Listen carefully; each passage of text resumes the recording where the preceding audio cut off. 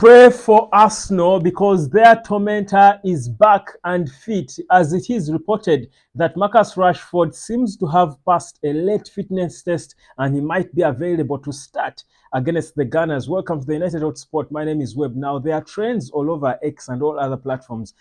Pray for Manchester United, pray for Arsenal. Well, I'll tell you the one real trend that should be happening is prayers for Arsenal, because just when you think Man United is done, they pull up something, and trust you me, we are ready for this. It is believed that the mood is changing around Manchester United. The players have been psyched up. Erik ten Hag seems to have found a way of motivating these players to focus on the game and inspire themselves to come and put on a fight at home. Now, as it is with Bruno Fernandes expected back straight into the team, now a boost is in Marcus Rashford. Now, you might say, Webb, you're contradicting yourself. You keep saying Rashford should be the first player we sell, then you hear praising him because he's fit to play against Arsenal. Guys, come on, relax. Listen, he can be sold, but not yet. The summer transfer window is not open. We do have an important game, and guys, the stats don't lie. This boy has scored 31 goals against the big six.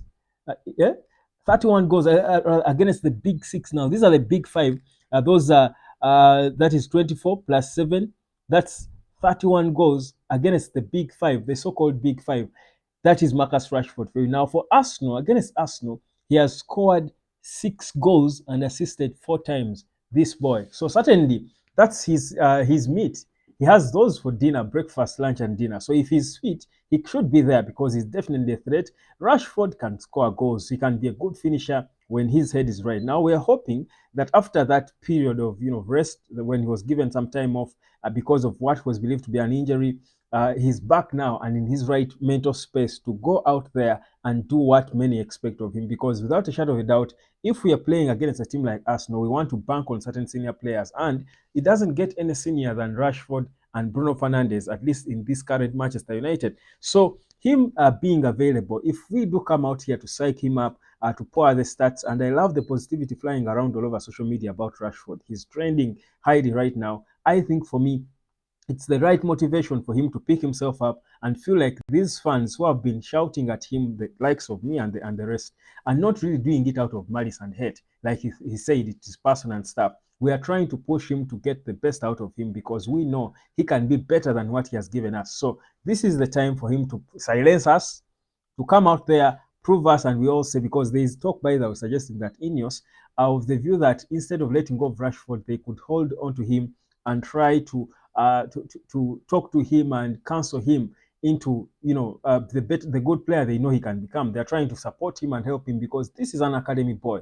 If he plays against Arsenal, he will be making his 400th appearance for Manchester United. Now, not so many players get to that. So certainly he has got every reason to fight for himself so that he lives as a legend if he's ever to live, because you don't come from the academy, work your way to 400 appearances, you're scoring goals, you're top scorer in one season, then the next day you get a big, huge contract, then after the next season you're destroying it. It is bad. It looks ugly on him, and it wouldn't look good on Manchester United themselves. That's why the situation with Marcus Rashford is a bit, they want to take it different because this is an academy boy, just like I believe Ineos will do with Mason Greenwood. I think that's the thing. These academy kids have got to be treated different. When they get challenges, support them. Now we might be angry with Rashford because honestly, most times he has looked like he doesn't want to play for Man United. That's why we go out at him. But if he puts in the passion, if he's fighting, if he's chasing,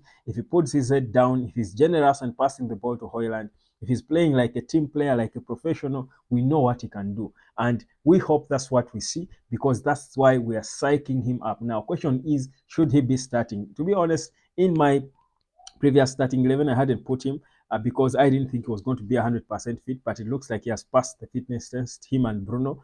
And if that is so, it's difficult. Against a team he has scored 6 goals and assisted 4 times. It's difficult to actually think about keeping him on the bench. It's difficult. So maybe Erik ten Hag should then be creative as the manager and find ways of accommodating him, but not necessarily playing the same formation that he keeps playing with the one single pivot and exposing us in the middle. Can he pack the midfield, but with Rashford and Garnacho and Højlund on the pitch? They're our biggest threat. Or is he going to find a way of making the midfield firm but then still maintain that attack so that we don't really respect Arsenal so much by sitting back, but we also have moments where we bring the game to them. The way we did against Liverpool, we had the confidence to bring on the game.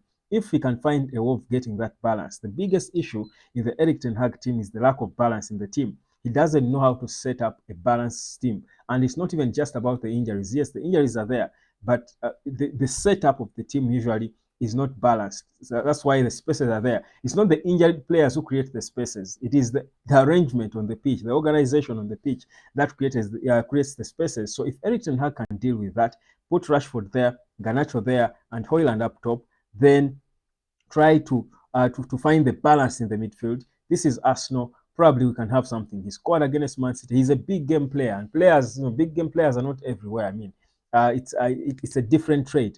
It means you've got a certain confidence. It means your adrenaline, flows different if you're playing against the big team. So you want to bank on that, hoping that this Arsenal will be silenced. And these Arsenal boys respect Rashford as well because they know what he has done to them, but also they knew him before. The Bukayo Sakas knew him before in his heydays. The Ben Whites knew him before. These are English kids. They know him. And when he's in a good, frame, they know his speed, but also his ability to get to score a goal. So they certainly know he can be a threat to them. So whereas, yes, I think if he doesn't put his head right, Rashford should be leaving the club in the summer. It's not time to talk about his departure or not.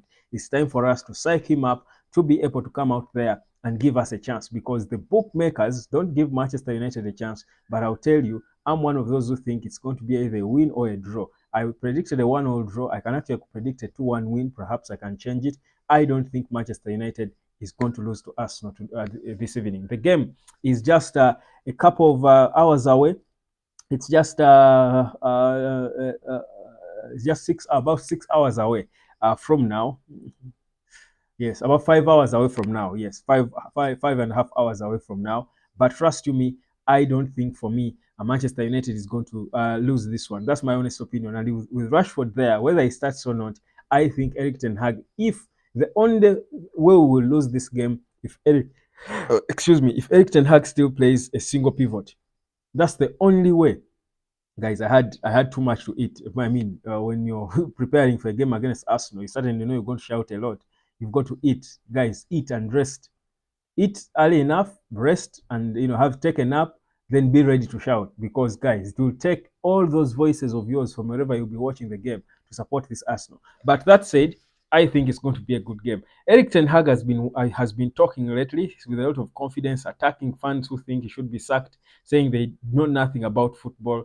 But those who understand a thing about football, understand and are patient. They are compassionate about with the team and him, and that's his response to those of you who want him out. But I'll tell you, if Eric Ten Hag does not set up a proper team that can come and either lose respectively or lose honorably or even beat Arsenal at Old Trafford, trust you me, the same fans he says understand will not understand at all because the reality is certain performances have not just been about the poor or lack of quality or the injuries to Luke Shaw and Lisandro Martinez and Harry Maguire, name them. Certain losses, certain performances have been just about how Eric Ten Hag, as the manager, set up the team. So people see that. Whereas, yes, the injury situation is there and it's perhaps the bigger problem on the pitch. It's understandable. But people doesn't mean that Eric Ten Hag is perfect, that his tactics are always right. The reality is, yes, those issues are there, but he also has issues to deal with himself, especially when it comes to setting up the team and being flexible. You don't want to be the rigid manager that you've got injuries, but you still do the same thing, yet you have so many injuries in your team. So that said, let's wait and see what the boss will be able to do in this particular game. I'm hoping, honestly, for me, the one thing I'm hoping is that he packs the midfield. He packs the midfield. Very important. Pack the midfield. Whether you make sacrifices up front, I wouldn't care. Pack the midfield so that Arsenal do not penetrate us so easily. If that happens, we shall give ourselves the chance. If it doesn't happen, he plays the same formation with a single pivot. United loses 4-5-0. Trust you me, Ten Hag will be either forced to resign, he will leave by mutual consent, or he will be sacked immediately by Ineos. Because I will tell you, I don't think anyone close to Manchester United will take another humiliation. No one will take it.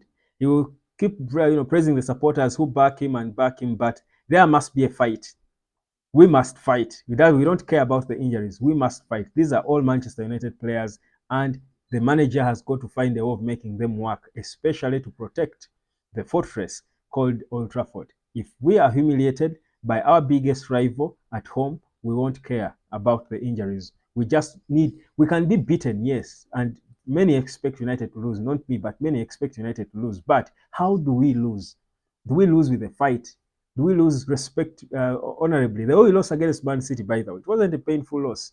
You saw that a team tried to fight, but we lost to a better team. That's football. That's understandable. But we don't lose the way we lost to Crystal Palace, and you come talking about injuries. No, no, no, no, no. There must be some bit of order, some bit of responses to certain things, tactical awareness. We must have a proper game plan. He said it that he will come up with a proper game plan that he thinks can get us something. Guys, enjoy the game. I will be catching you just after it with our match reaction. I do hope this time around it will be a positive one. My name is Webb. Subscribe, and guys, have a blessed Man United winning Sunday. Cheers.